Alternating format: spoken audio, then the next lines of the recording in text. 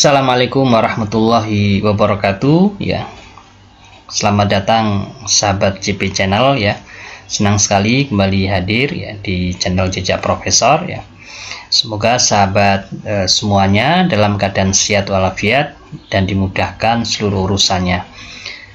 Baik, sahabat JP Channel, kita lanjutkan ya untuk pelaksanaan pengabdian kepada masyarakat ya, karena sebelumnya ya di video sebelumnya sudah kita bahas pelaksanaan untuk pendidikan dan pelatihan ya dalam penilaian angka kredit dosen ya. Yang pertama ya adalah menduduki jabatan pimpinan ya pada lembaga pemerintahan ya atau pejabat negara yang harus dibebaskan dari jabatan organiknya setiap semester. Jadi nilai angka kreditnya ya nilainya adalah paling tinggi 5,5 angka kredit ya per semester. Dan yang kedua, melaksanakan pengembangan hasil pendidikan dan penelitian yang dapat dimanfaatkan oleh masyarakat atau industri setiap program. Jadi untuk setiap program pengembangan ya baik dari hasil pendidikan ya maupun hasil penelitian ya itu setiap programnya ya dinilai dengan angka kredit 3. Selanjutnya di poin nomor 3 ya, memberi latihan atau penyuluhan ya atau penataran atau ceramah pada masyarakat ya baik yang terjadwal maupun yang terprogram. Di sini ya dibedakan ya dalam 1 semester atau lebih, dan yang kedua kurang dari 1 semester dan minimal 1 bulan ya, minimal 1 bulan. Bila dalam 1 semester atau lebih yaitu dibedakan ya, kalau tingkat internasional ada 4 ya, kemudian tingkat nasional ya itu ada 3 tiap programnya, dan tingkat lokal adalah 2 ya. Itu kalau dalam 1 semester. Jadi misalkan dalam 1 semester ya itu ada pelatihan ya atau kursus ya, yang berjalan lebih dari 1 semester ya, maka ini bisa, atau 1 semester atau lebih ya, maka nilainya ya kalau di tingkat nasional adalah 3, di tingkat lokal 2. Bila pelaksanaannya ya waktunya kurang dari 1 semester ya dan minimal 1 bulan, itu tingkat internasional ya tiap programnya 3, tingkat nasional tiap programnya 2, dan tingkat lokal ya untuk tiap programnya 1 ya. Adapun bila insidental maka tiap kegiatan atau programnya dihitung dengan 1 angka kredit ya. Itu kalau insidental.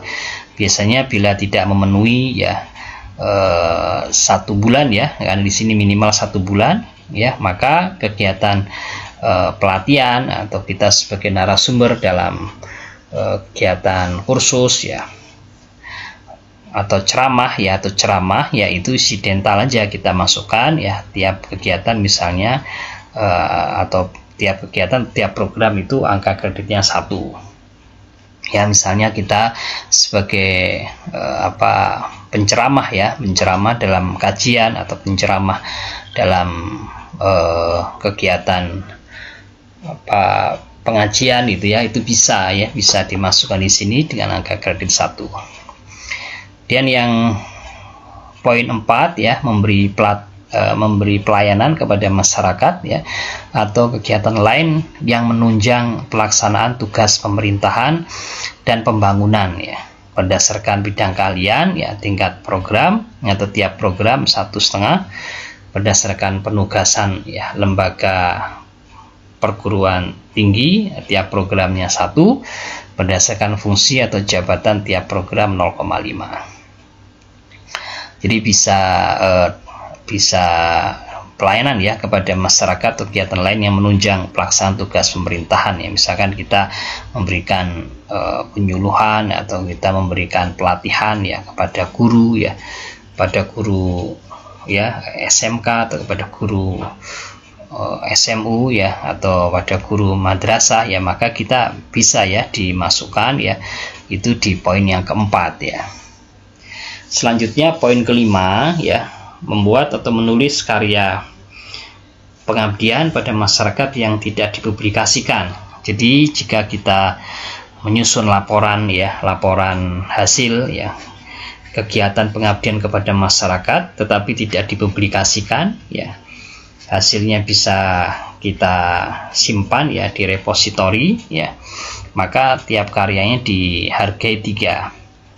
Sedangkan untuk poin ke-6 ya, apabila hasil kegiatan pengabdian tersebut dipublikasikan ya, dipublikasikan di sebuah berkala ya atau jurnal ya, pengabdian kepada masyarakat atau teknologi tepat guna ya, merupakan diseminasi dari luaran program kegiatan kepada masyarakat, maka tiap karyanya diakui 5. Jika dipublikasikan ya, dipublikasikan pada jurnal pengabdian ya, di sini angka kreditnya 5 ya, itu tidak dikategorikan ya, apakah jurnal pengabdian kepada masyarakatnya termasuk kategori jurnal terakreditasi atau bukan merupakan jurnal nasional terakreditasi, tapi di sini nilainya sama ya, nilainya adalah 5.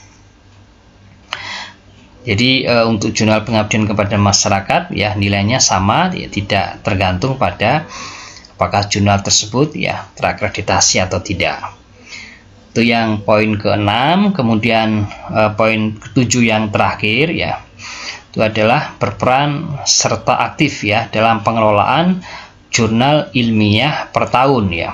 Ya, ini diakui pada satu jurnal ya, diakui pada satu jurnal ya.